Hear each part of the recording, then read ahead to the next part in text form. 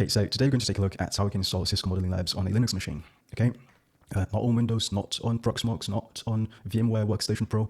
We are going to use Virtual Machine Manager.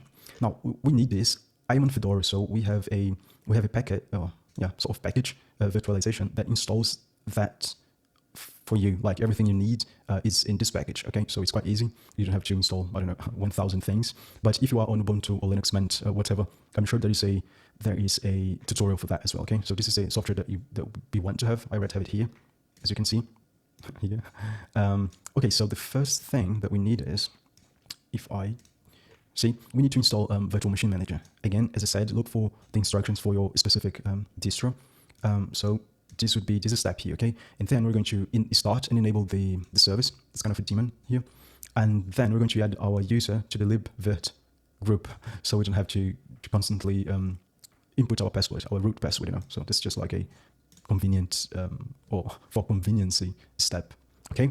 All right, so I'm assuming you have VM installed, okay? Virtual Machine Manager, all right? Now, the second step is we need to download the ISO files from Cisco's website. I'm going to leave that the URL on the description so you can download the files. And by the way, you need to log in, okay? You need to create an account, and very important, you have to enter a company name and an address, okay? Otherwise, you can't download the files. Now, for the company name, I just entered my university's name, okay? I didn't want to enter my employer's name, so I just entered my university's name, okay? So, but do whatever you want, okay? The two files that we need are the server file and the reference platform ISO file, okay? They are here, all right? So we're going to get two .zip or zip files or packages, and then we're going to extract those package or the ISO files from the zipped files, and then we're going to get these two files here, okay? This one and this one. And this is what you're going to get when you download the file. But then you double click on it or use tar to unzip or unzip, whatever. But then these are the two files that we need, okay? Now, once you get those two files extracted, we're going to move them or copy them into this directory here, okay? I'm assuming you know how to do that, but if not, you can use this command here, sudo, and then, I don't know, assuming you want to move, this would be, and then the file name here, and then the destination directory here, okay? So this would be, you are going to enter this command twice, okay? One for this file here, and one for this file here. Of course, you can do this in a single line, but the thing is, we want these two files here in this directory here, okay? Now, once we have that, we are ready to create our virtual machine, okay? We're going to create here we're going to click on new virtual machine, local install, forward, and then since you moved those two files into this directory here, you're going to get those files shown here, okay? So we're going to pick the server file, the system ISO, then you're going to click on choose volume, and here, just say Ubuntu 24.04 forward. Here, I gave 16 gigs of memory to my virtual machine, but I don't know how much memory you have, so just pick something, just pick like 8 or 6, okay?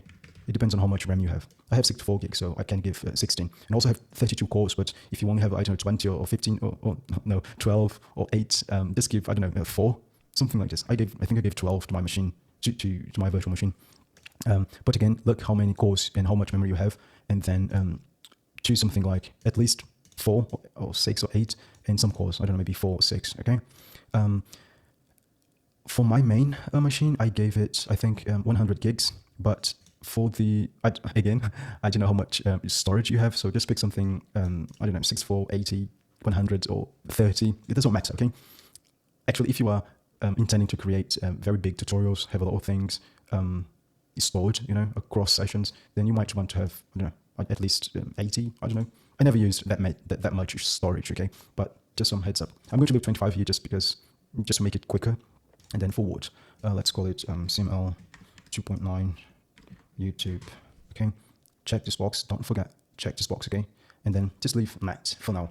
If at some point you need bridge, then you'll know that you need it, and then you'll know what to change the settings, okay? But for now, we want to keep it simple. I have bridge. No, I have net. I have one with net and one with bridge, but I haven't used the one with bridge yet because this is just when I get to some automation stuff, and then I want an IP address from my physical card in that network. I want to get an address from my router. That's why. But again, just leave it as net, okay? Then click on finish. When you are here, just make sure that you have this UEFI here, that you have this one checked for your boot hard disk. And also we need to make sure that we had the reference platform file, okay? This one here, the other ISO file that we downloaded, okay? make sure to select it as CD-ROM device and leave it as SATA. Click on finish, and that's all. We have it here. This is the storage, the CD-ROM, the ISO file that we just added, the reference platform file, and this is the system ISO file. Okay, now this is basically it. We're going to click on, this is very important, okay? Check this box and make sure that you have this set up here. Okay, now we want to click on begin installation, and then the system is going to boot up. Click enter, and then wait for, yeah, let's just wait, okay?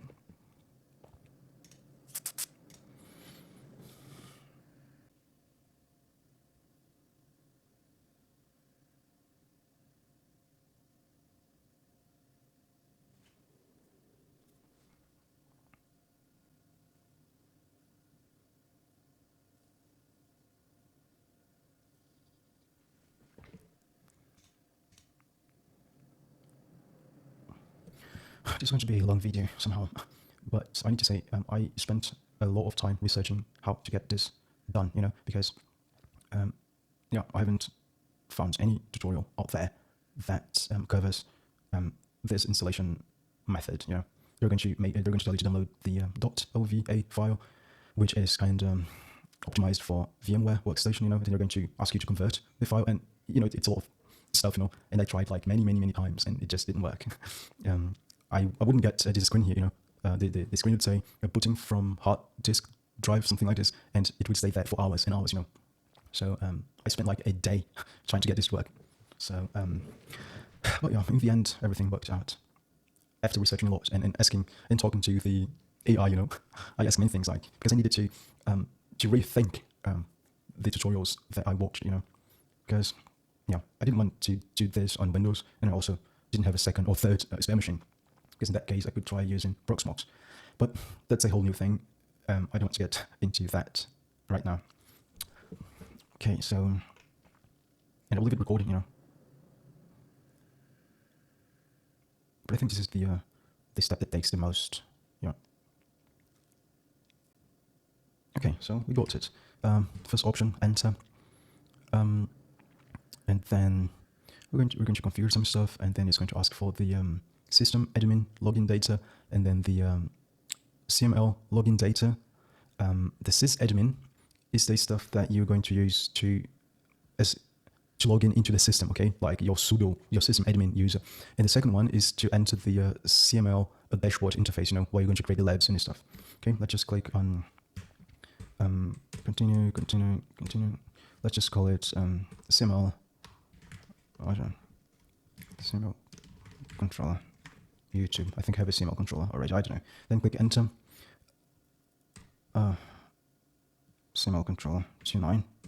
Okay, so sysadmin. This is the user that you're going to use to enter the system. You know, your root user, your sysadmin. Okay, just give it a password. It's going to say it's not secure enough, but don't mind for now. Tab to click on continue. And then yeah, blah blah blah. It's not strong enough. Okay. And then this is the admin. This is to get into the web UI for CML, okay? Just give it a user and a password. It's going to say that's not strong enough again. Again with tab to get to continue. And here, this is arrows, and this is arrows, and now tab to get to continue, okay? And then we're going to, yeah, just leave DHCP for now. Continue. Make sure to enable those two. It's going to make your life easier later on. And enter. Confirm. And that's basically it. Basically, just follow the steps that I went through, okay? Just give the sys. You can even leave admin, and give the same password, you know. It does not matter. And what matters is you need to remember that data, because one of them is to get into the system, and the other one is to administrate the system, for example, and the other one is to create your labs, you know. So that's the distinction.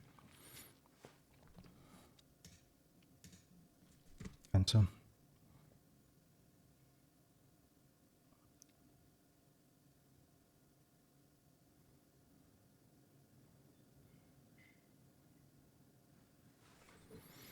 Yeah, okay, and as I said, this is where you are going to use your sysadmin user data.